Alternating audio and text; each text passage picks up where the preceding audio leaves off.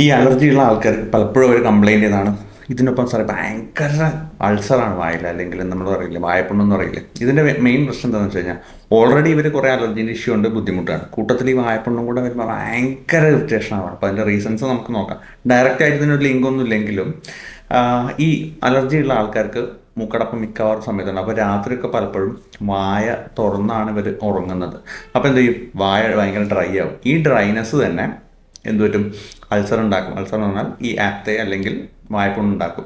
കൂടുതൽ ഈ അലർജി ഉള്ള ആൾക്കാർക്ക് വായിൽ ഉണ്ടാവുന്ന സലൈവ, നമ്മുടെ ഉമിനീര് ഉണ്ടാവുന്ന പ്രൊഡക്ഷൻ കുറച്ച് കുറവാണ്. ഓക്കെ, അപ്പോൾ ആ സമയത്ത് ഈ ഡ്രൈനസ് അവിടെ ഉണ്ടാവാം, അങ്ങനെ ഈ വായ്പുണ്ണുണ്ടാവാം.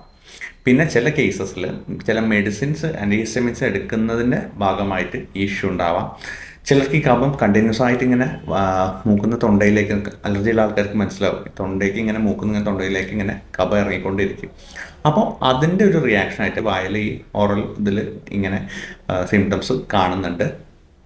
പിന്നെ കൂട്ടത്തിൽ ഈ സ്ട്രെസ്സും കാര്യങ്ങളൊക്കെ ഈ അലർജിയുള്ള ആൾക്കാർക്ക് ഉണ്ടാവും. ഇതും ഈ വായ്പുണ്ണ് ഉണ്ടാക്കാൻ ഒരു വലിയൊരു ഫാക്ടറാണ്.